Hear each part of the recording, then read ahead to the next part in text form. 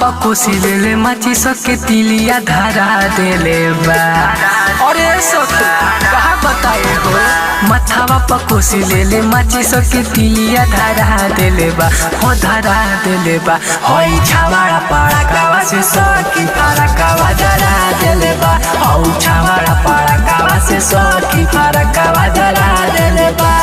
घटावा पयगल बगल सब का के त डेरावा देले बा, होई छावाड़ा पाड़ा कावा से सखी पारा कावा जरा देले बा, हो छावाड़ा पाड़ा कावा से सखी पारा कावा जरा देले बा।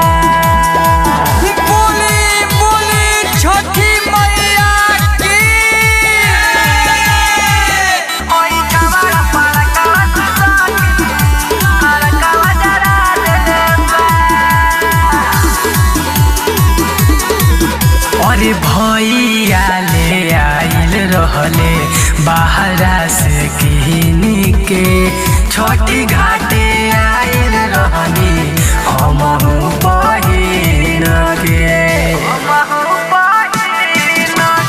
भैया ले आइल रहले बाहरा से किनी के, छोटी घाटे आइल रहनी हमहु बहिन के। इहे बात सोचतानी लोगेला के नागिन छधारा देले बा, इहे बात सोचतानी लोगेला के नागिन छधारा देले बा, हो धारा देले बा। होई छावाड़ा पाड़ा कावा से सखी पारा कावा जरा देले बा, होई छावाड़ा पाड़ा कावा से सखी पारा कावा जरा देले बा। से बोली छठी मैया की।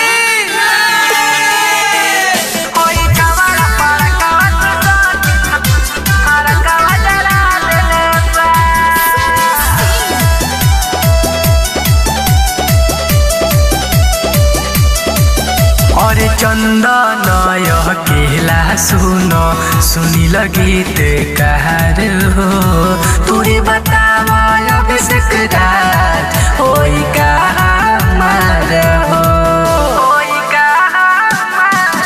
अरे चंदन केला सुनो सुनी गीत कहर हो, तुरी बतावा अभिषेक रात होई का हमार हो। सेल्फी लेके पूरा घाट वाला नेट पर चढ़ा देले बा, सेल्फी लेके पूरा घाट वाला नेट पर चढ़ा देले बा, हो चढ़ा देले बा।